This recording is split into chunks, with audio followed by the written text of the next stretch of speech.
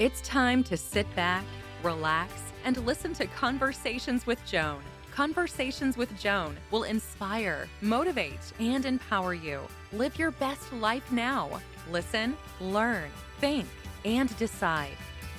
And now, here's your host, Joan Herman.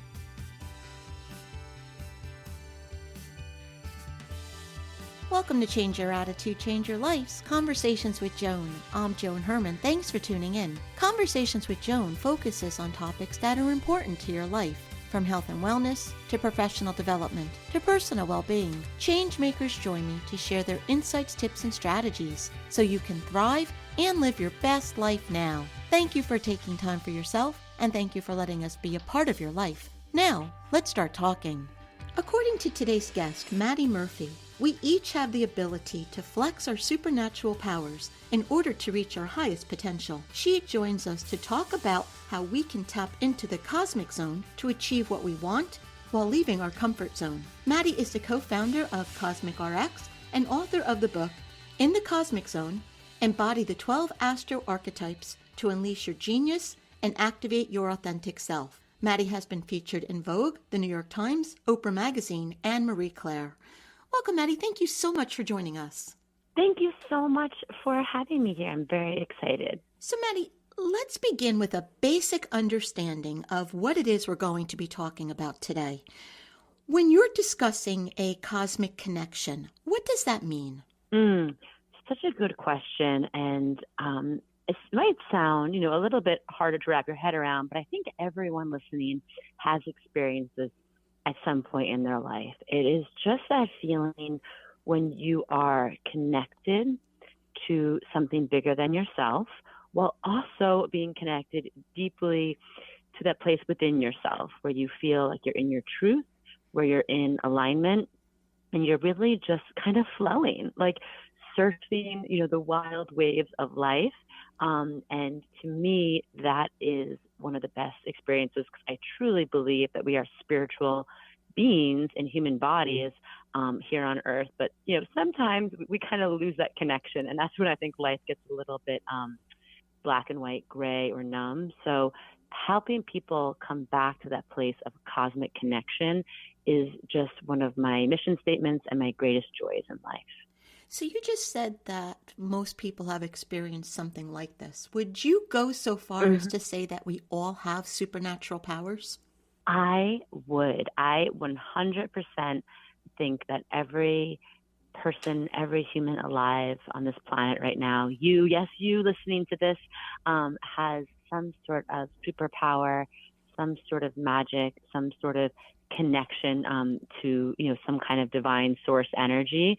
And it's just about the journey of not even learning how to tap into it, but I'd like to say remembering how to tap into it. When we use that word supernatural, someone's picturing a movie or something that they've seen on television. What does that really mean to have a supernatural power? I think, a supernatural, like even looking at that word, like going beyond just the natural, beyond the 3D realm of what we can see, hear, taste, touch, feel with our regular senses in this three-dimensional world. It's those moments when we're plugging into something in another dimension. Some people might be listening to this and having that felt sense, that knowing that maybe something is wrong with a friend. You get that ping, and then you text them, and they're like, "Wow, thanks for reaching out. I just got, bad news." Or likewise, something where you're like, "I just had a funny feeling about, an intuitive hit to go check on that dream house of mine," and you realize, "Oh my God, it just got listed on the market," and you're like, "Ooh," it's kind of that ability to plug into something beyond our senses, and whether that's an intuitive hit, or also I think a lot of people who do creative work who find themselves in that flow state where the ideas, where the words, the images, the art, the music is flowing through them, is another way that we're tapping into something, I think, beyond the 3D realm.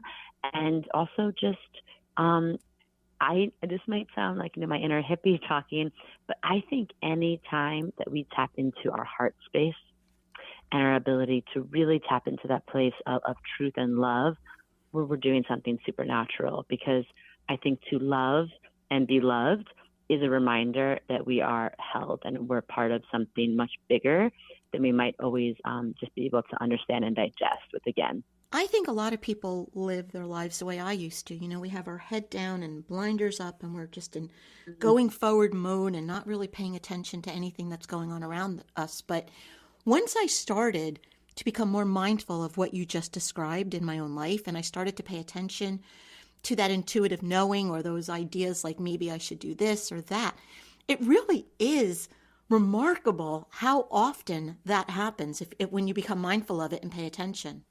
Right? That's what's so cool. And that's why I like to say it's really just remembering. It's not something you have to learn or try to absorb or memorize or something that's outside of you.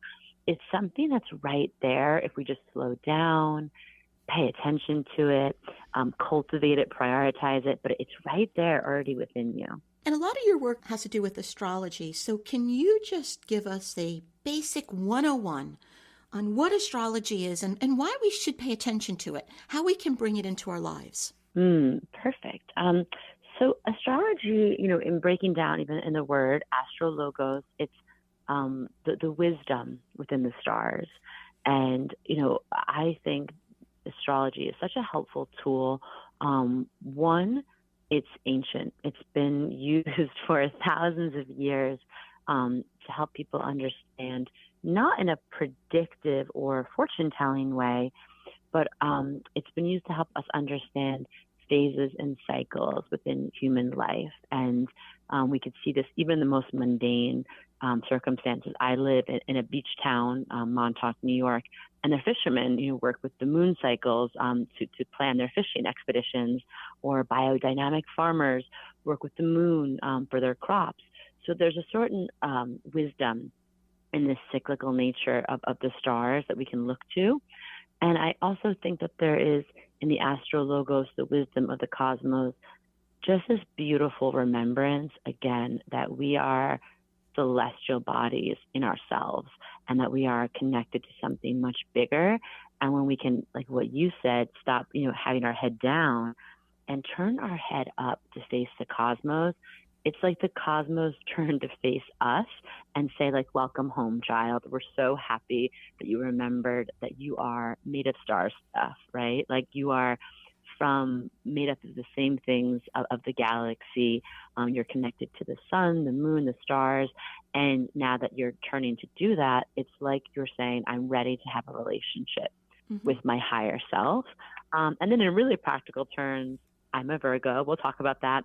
I love the tools, the language, and the validation that studying astrology has given me to really pursue my gifts and to really affirm them and to kind of give me that cosmic confidence to go forth in the direction of my dreams after many, many years of doubting myself and being like, is this part of me? I don't know. Astrology was the first tool I had that was like, this is me. I am this way. And being able to own that was such a game changer for me. Mm-hmm. So to put you on the spot for a moment to help our listeners kind of understand how they can use this information as a mindset or even a personal development hack, can we use me for a moment? Like I'm a Gemini. So if I was going to take my sign and try to apply astrology into my life, where would I begin? What could that tell me and how could I use it? Wonderful. So I'd like to say that, your sun signs, that's your sign is Gemini. This is the us that we're becoming in this lifetime. This is the version of ourselves that we are looking to really embody in its fullest form. And there's a ton of other stuff in your birth chart, but you could start even with your sun sign. It's like the captain of your ship. It's like, okay, this is where Joan wants to head in this lifetime. And all zodiac signs, and I discuss this in my book, it's an archetypal energy that is really mirrors the human evolutionary journey. And in that zodiac archetype, there's an octave. I think sometimes really, pop astrology or kind of newspaper horoscopes, stuff we see on the internet gets a little reductive about zodiac signs. They'll just say, oh, you're a Virgo, you're a perfectionist. Oh, you're this, you're a Scorpio, you're intense. But truly, the archetype holds this octave of a low vibration all the way up to a high vibration of consciousness. And we can really spend a lifetime looking to embody that high consciousness. But we might go in between the low and the high within a day's work. But for you as a Gemini, understanding that your highest consciousness of the archetype within you is here to be a mystic messenger, a cosmic communicator, a connector. You are here to be a connector of people with each other. You're here to connect people to new ideas, to inspiration, to have your own curiosity, be this like medicine in the world that helps people learn more about themselves and each other. And look at you, you're doing this right now, right? Mm-hmm. It's so literal. You're like, that's what I was thinking as you were saying that. Right? It's like already, it's like if astrology isn't real, how beautiful. And I know, I don't know your whole life story, but if you were ever in a moment where you weren't doing these things, where you weren't allowed to be curious, or maybe, like back in school when you were in trouble for talking too much, you're actually here to talk a lot. You're here to ask questions. You're here to say, but why? Tell me more. I don't want to settle on one subject or one path. Gemini energy is very mutable. It's very adaptable. It wants to experience a full range of what life has to offer. And when you do that, you're actually at your best. But we know that, I talk about in my book, so much of us and so many of us are up against what I just call the pressure, capital P pressure. That could be from our parents, schools, systems, societies that tells us, maybe they said to you growing up, you focus on one thing, or don't ask so many questions, right? Or stop talking so much. I'm just making this up. But if we're told that as a child, we could start to be like, oh, maybe I shouldn't be doing this. But then you could start looking at your astrology and being like, oh no, I am here to be the cosmic questioner. I am here to be curious. I'm here to be the mystic messenger, and I am here to really trust my words, whether they're spoken or written. I'm here to trust that my things that I want to inquire about is a certain form of my intuition speaking to me. And when I do that, I'm not only my fullest self, which helps, you show up as your most alive, aligned self, which is already helping raise the vibration of the earth, but you're also modeling for other people. This is what beautiful Gemini energy looks like. And you can unlock that in your chart too, which is something I'll get to later. But does that make sense to you, or does that resonate? Well, it does, because what I was thinking about is that because I'm doing something that aligns with, what I'm naturally here to do, you end up in the flow. But do you think a lot of times people, without having this understanding of, what their purpose is or what they could be doing, that they, in essence, go into areas that don't make them happy? It's like swimming against the tide. They're doing things that just are against what they're here to be doing. And do you think that's what causes a lot of problems for people? Absolutely. You could not have expressed that better. Swimming against the tide is exactly what I want to help people have the awareness of that they're doing and begin to course correct. Because swimming against the tide, well, first of all, just think about that expression. That sounds exhausting. If anybody here's ever swim against the tide, it's a real drain of your energy, right? And we don't want people showing up drained and depleted. I want you in your life force, connected to source, connected to joy. And also, like, when you're in your purpose, have you ever, I'm sure you've, as doing this for a living, talked to people when they're in their purpose, there is a radiance to them. There is a magnetism to them. Yes, they're absolutely lit up. Because I do believe, right? I believe everyone here on earth is born with purpose and on purpose. And when we're connected to that, it's like we have our own plug into, the great outlet of the universe, and we're vibing with a vibration and an electricity that is all of our own. I find that when we are living outside of that purpose, it's that's when we become, brittle and dry and cranky and cantankerous. And that's not how we're meant to be, right? And I do believe that people who are in their joy naturally make space for other people to be in their joy, right? And same thing with people being in their authenticity. If you're in your authenticity and your joy, then why wouldn't you want someone else to be in that too, right? It creates more of that, I think, as a beautiful, like, virtuous cycle on this planet. If someone wants to learn more about this so that they can get a deeper understanding of themselves, how can they begin this journey? Well, I would say the first things first. You do want to pull up your birth chart. It's a great roadmap. It's a great, it's like the ultimate user manual from the universe. But I want to tell everyone, it's not prescriptive in that, just because you're one way, your birth chart isn't telling you, something set in stone, that this is the only life path you could take. Certain things are meant for you or not meant for you. It's not that. It's just, this is how to operate with the most alignment and self-trust and flow. And I understand, though, that birth charts and astrology, oh my goodness, it can be such a confusing, seemingly convoluted world. I know the first time I pulled up a birth chart, I was like, what are all these squiggles and symbols and colors? And it was truly like, reading a different language, like trying to read Greek. So one of my missions as a Virgos like to make things accessible and digestible. So I really set out on a mission of like, wow, this tool changed my life, but I understand there's a sort of barrier to entry on it. So how do I make this a little bit more accessible? And thus began my journey. So one of the things that people can do is we have at CosmicRX, like prescription, CosmicRX.com/my chart. There's a very easy to understand way to plug in your birth info, your birthday, your month, your year, your location where you were born. And if you know your time of birth, great. But if you don't, it's okay. If you pop that in, there's a button there and it says decode my birth chart. And it will spit out for you sort of this mystical Mad Lib of your soul's mission. And granted, this is just one snapshot of your birth chart. It goes much deeper than this. But in that quick snapshot, I guarantee everyone listening is going to have at least one aha looking at it to say, oh, okay, that's who I am. And, it's breaking down your moon sign, your Mars, your Venus, all these things that people might feel a little intimidated by, but just into, this mission statement that's easy to read. And I would say that would be the first step.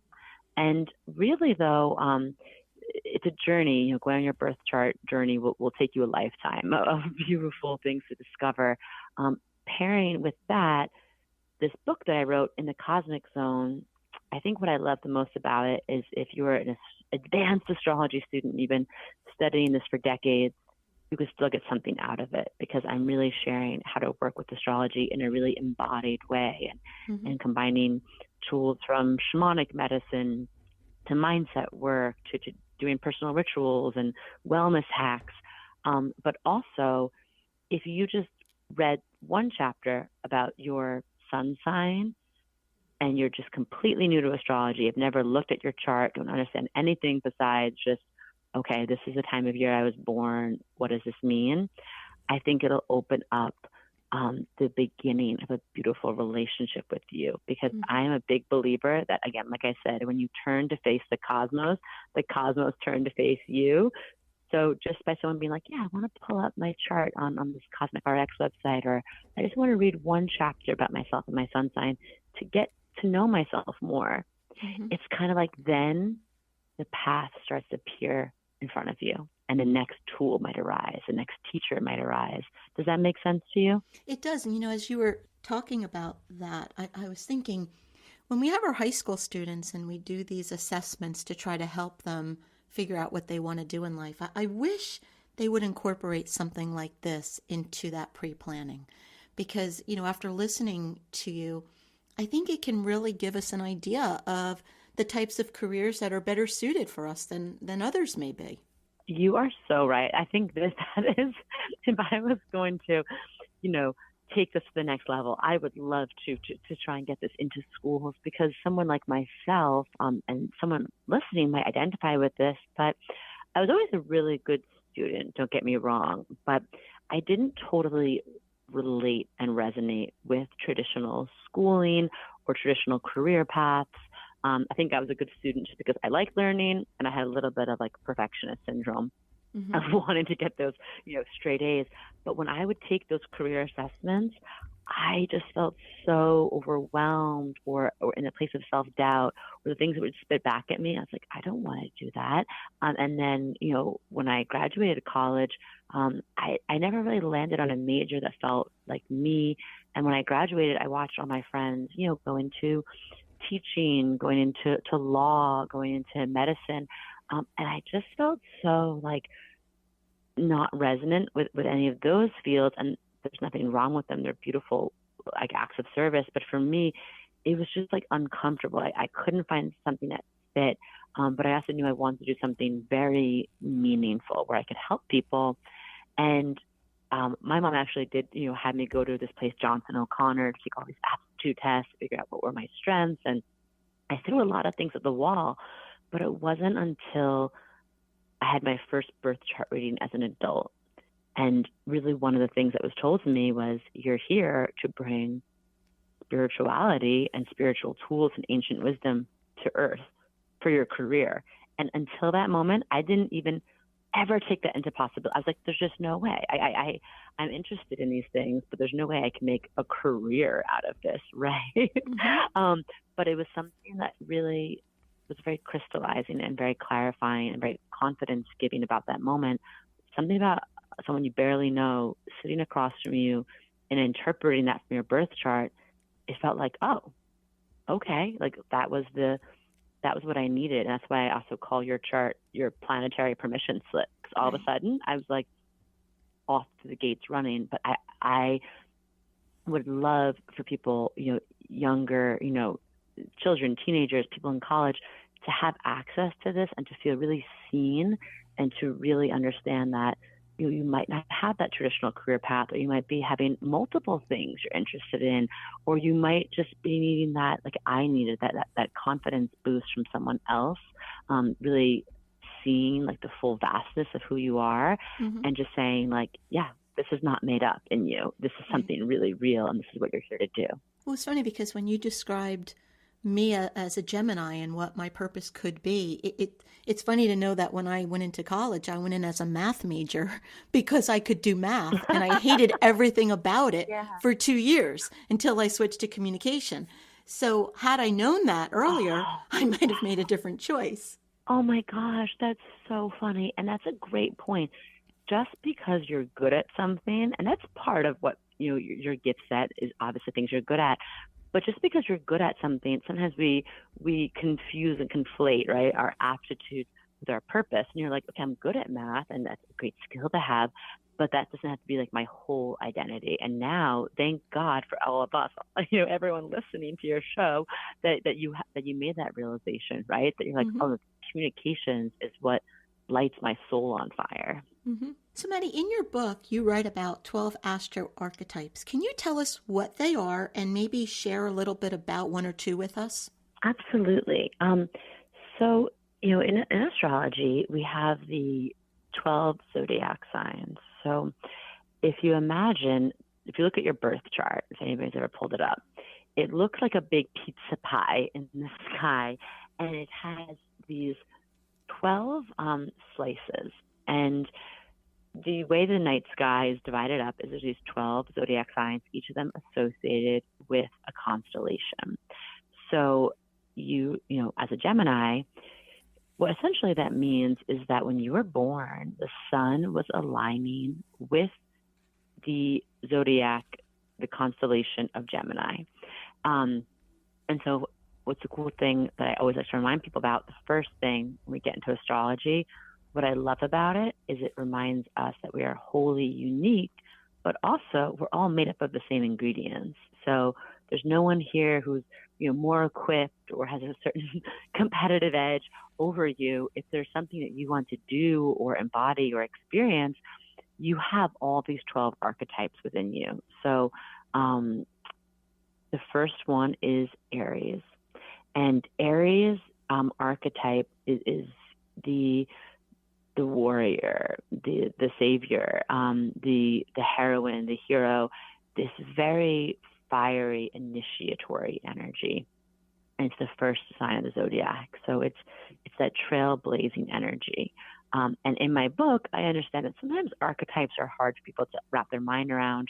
How do they really apply it to their life? So I came up with a key to unlock each archetype. So I will also just go through quickly one archetype for each zodiac sign and the key it's associated with, and we can come back to one or two of them, like you said. So Aries, this is the universe having you asking yourself, why not me? And I love it as the first key, because for anyone who's ever embarked on a journey and done something a little different, the first question you really have to ask yourself is not why me, but rather, why not me, right? Why not me to go take that great adventure, or to call in the great love of my life, or to go after my purpose, right?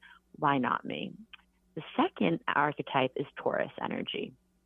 And this is, the sensualist, the grounded rebel, the earthy one. Taurus energy is very connected to nature, to our senses. And this key in my book is I'm allowed to feel good. And the Taurus archetype really reminds us that we are here to move through life, not motivated by pressure, but by pleasure. And the third key, that's you, Gemini energy. And like I said, Gemini archetype is the mystic messenger, the cosmic communicator, the multidimensional maven. And the key, the question that we're meant to ask to tap into Gemini energy is, but why?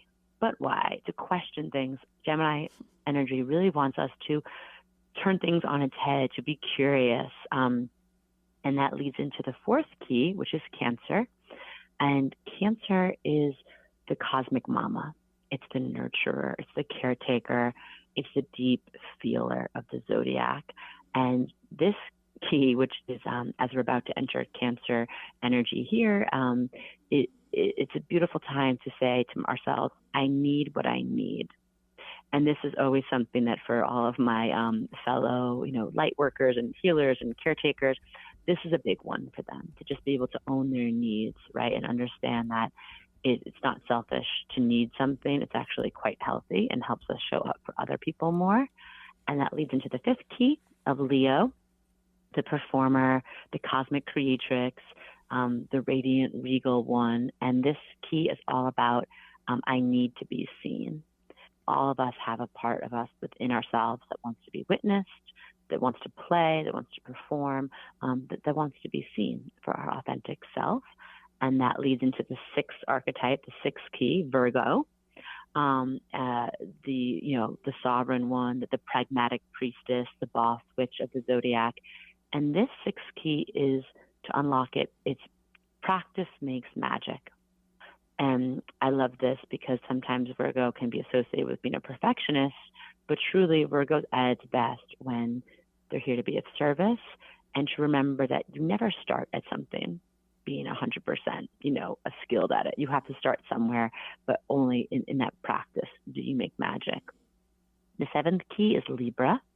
And this is all about the lover energy, the powerful partner energy. And this key in the book is we can create harmony. Anyone here who has Libra heavy in their chart, you do your best when you're partnering, when you're collaborating, and we can all learn something great from that.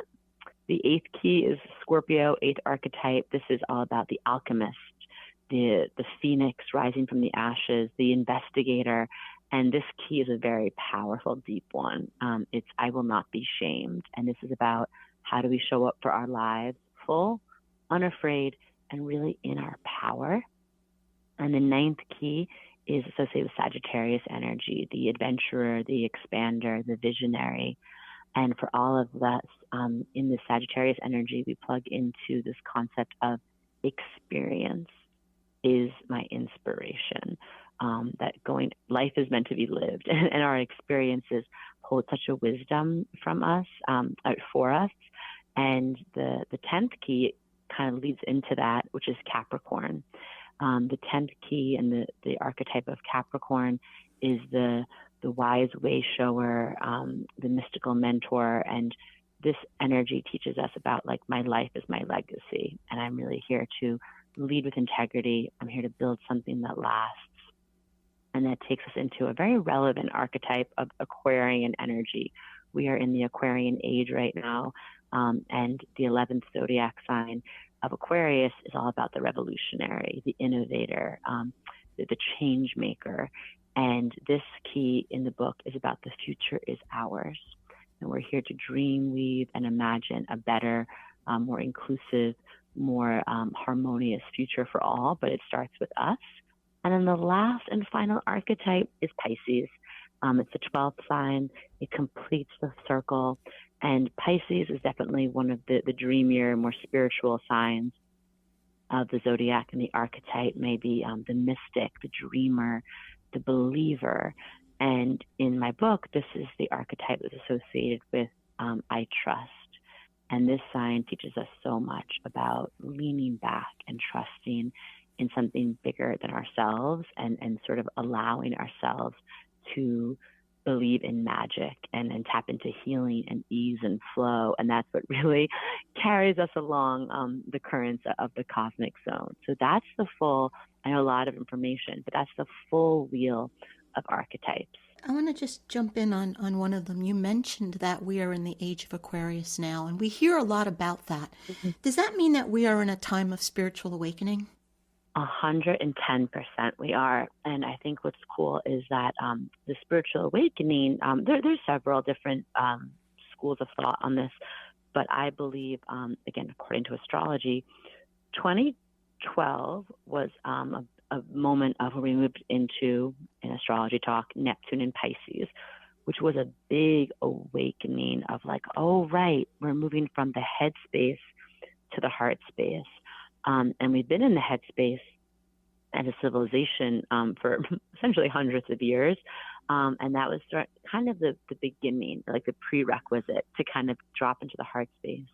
Now, as of end of 2023, but really 2024 settled us in for a 20-year cycle where we are in a deep spiritual awakening, but it's a spiritual awakening that's also asking us to act, like to live in our purpose, to stand up for what we believe in, to not just like meditate and think about a better world with our crystals, but to really be like, oh, what's Maddie's role? What's Joan's role? What is our individual role in this revolution, where we can be in a place of spiritual awakening, but also combined with soulful, aligned action. So to get a little heady for some of our listeners, how does that then tie into a dimensional shift? So the dimensional shift, we're moving into, and this is going to be a little heady, but I think it's important for people to hear. So like I said, we're moving out of the head space into the heart space. We're also moving into what they say in astrology would be like the age of air, a lot of air, which means that we are sort of able to bend reality in ways we never have before. Like that concept of thoughts to things, the concept of manifesting, the concept of our thoughts shaping our reality. It's always been true, but it's sort of like certain restrictions, boundaries, the things that pull us in, that hold us a little bit heavier in the 3D realm are being lifted. So right now is a time where people can, I would say, manifest and change their lives much faster. People can birth things and bring new ideas out in the world and heal themselves and end old patterns much, much faster. But it also really requires us to each be in a really dedicated practice to really making sure that our mind feels clear, because the age of air is a fast time for manifesting and creating thoughts to things, but it's also can be, it could bring a lot of anxiety on because our mind is moving really fast. Again, it's like we're untethered from gravity, like I mentioned. So right. It's this time where we are going through a dimensional shift, and it's such an amazing, brilliant time to be alive on this planet. But we do need spiritual practices, and we need community, and we need to really remember like our shared humanity, and to remember that like the heart space energy, right? Like it's easy to get up in the head so much, but back down to the heart space, down to the heart space. And that's why so many people may feel off-footed these days. They may feel like things are a little bit out of control. absolutely an understatement. It's like in 2020, we had this astrology that was essentially a wrecking ball for all the systems and structures and roadmaps and blueprints and plans and everything that we were told to follow, formula for success, a formula for society. It was sort of imploded in 2020 due to some, astrology. It's called the Capricorn convergence, and that was leading way into this once in a 250-year cycle that began, like I said, in 2024 for real, that none of us have ever lived through on this planet. Like, this is a first for all of us. And it's really here to usher in a much more awakened moment in civilization. But we're like the first ones on the front line. We're like, wait, where's the roadmap? Where's the things that worked before didn't work? And that's what's so cool about we're all here to build this, to reimagine. And that's why I am so passionate about using astrology right now, because I'm like, this is the roadmap.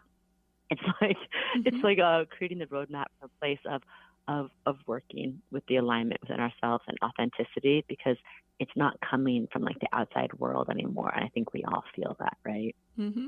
And Maddie's book can help us get through some of this. And once again, that book is In the Cosmic Zone, Embody the 12 Astro Archetypes to Unleash Your Genius and Activate Your Authentic Self. Maddie, where can our listeners go to learn more about you and your work? Well, I would love if they came on over. Our website is CosmicRX.com. Again, like prescription RX. They can find us at the Cosmic RX on Instagram. We definitely have our DMs are open. We have a free newsletter that goes out once a week. I have a podcast that comes out once a week, Cosmic RX Radio, available wherever you listen to podcasts. That are all of this is in service to creating free, accessible content that helps you really live in alignment with your highest self. So yeah, come find me in any and all those places. Maddie, thank you so much for joining us. I could have talked to you for at least another 2 hours. So I am really happy that you were here. This was such a fascinating conversation, and thank you for spending time with us. Thank you. It was such a pleasure to be on, and thank you to everyone for listening. Thank you for joining us. I hope you found the show informative. At Change Your Attitude, Change Your Life, we believe that knowledge is power. Take what you've learned, apply it, and live your best life now. Remember that the information provided is the opinion of our guest and should never replace the advice of a professional who knows your personal situation. If you'd like more information, visit our website, CYACYL.com. That stands for Change Your Attitude, Change Your Life. While on the site, listen to past shows on demand, read our digital articles, and be sure to subscribe to our mailing list. Until next time, this is Joan Herman. Thanks for tuning in.